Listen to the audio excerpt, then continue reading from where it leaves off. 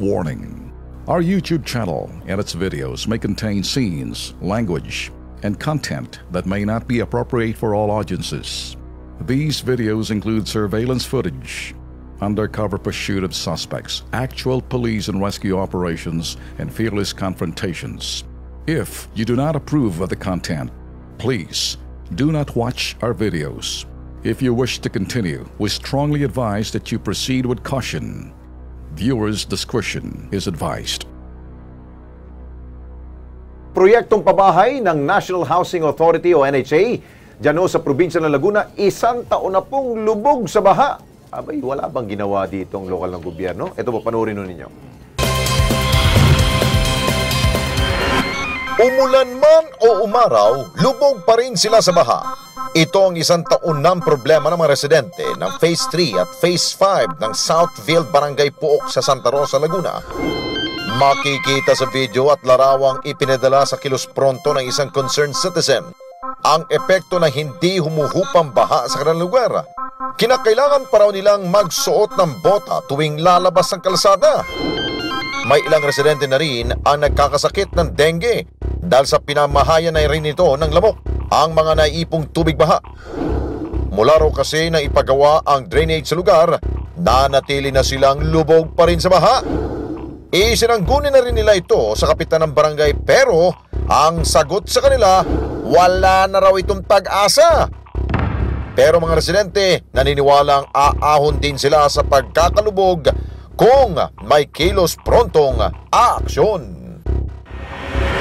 At dahil ito nga ho ay proyekto ho ng NHA o National Housing Authority, kausapin ho natin si Engineer Raymond Abad, ang Division Manager po ng NHA Laguna Project, para ho matugunan po ang issue nito kung kakayanin ho nila.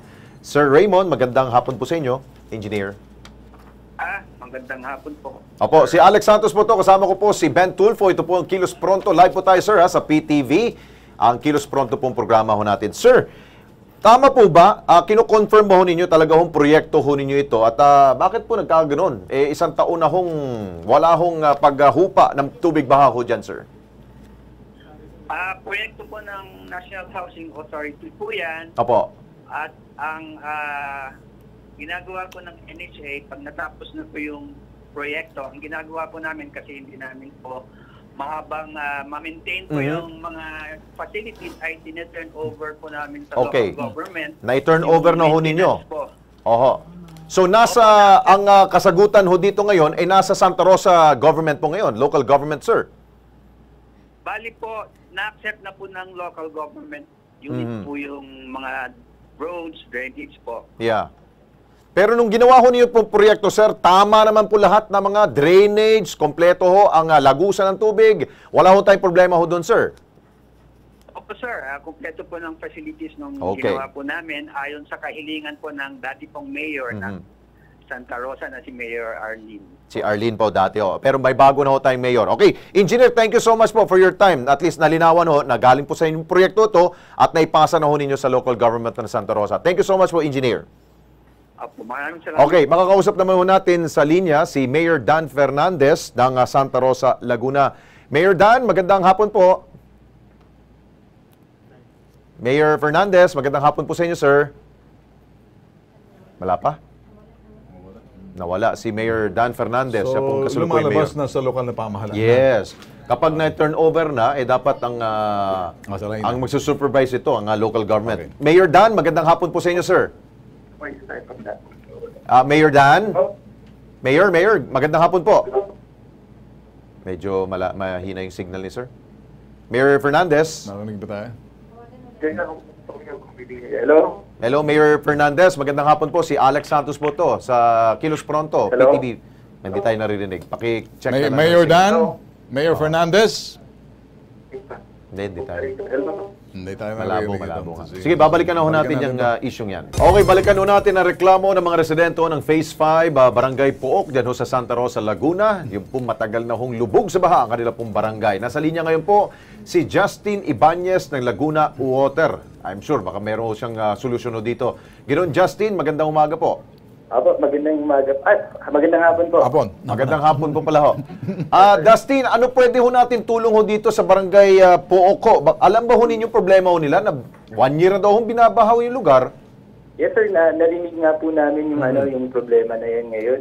So ngayon po, pinapunta rin po namin dyan yung mga team namin para i-check kung meron nga po bang problema sa linya namin. Okay. So kung may problema man po, agad po namin sa solusyonan. Pero as per investigation na inquiry, wala pa naman po kami nakikitang posibleng dahilan mula sa N2 namin. So, ibig sabihin, walang link mga ganon. Po namin kung posible ba, meron nga po ba sa linya. Pero, yun, kung sakaling man kung magkaroon or makita namin na meron, agad po namin itong solusyonin. Pero 1 year na kasi po to Sir Dustin Baka siguro may iba pang problema, baka yung drainage sa Lagoho, sir. Posible rin sir posible rin po na may problema rin sa drainage. With regard naman po sa drainage, hindi naman po kami nakakabit dun sa drainage. Tama. Pero Local government po yun. Ngayon po, pwede po kami makipag-coordinate sa barangay para magbigay din po ng assistance sa kanila. Sige po. Sir Dustin, thank you so much po for your time At least magawan po natin action po yan. Thank you, sir. Okay, maraming salamat po. Ayun. Pero ako, Lex, dapat ito'y nakaabot din kay Mayor. Yes. Kasi kahit na sabihin ng water, may engineering naman kayo dyan sa Laguna. Ano ba itong lugar? Santa Rosa? Santa Rosa. Santa Rosa. Si Mayor Dan Fernandez. Kung sakaling kayo nakikinig na nanonood, Mayor Dan Fernandez, with due respect, siguro, pasilip mo rin sa engineering mo. Yes. Para makita kung anong problema dyan. Hindi lang ituturo dun sa water. Tama. Di ba? Mayor Dan, kayo pa na may nahalal dyan. Bagong-bago kang mayor dyan, tapos wala kang gagawin. Ako po, nakakayaw yun. Yun Gawa yan. tayo ng action, sir.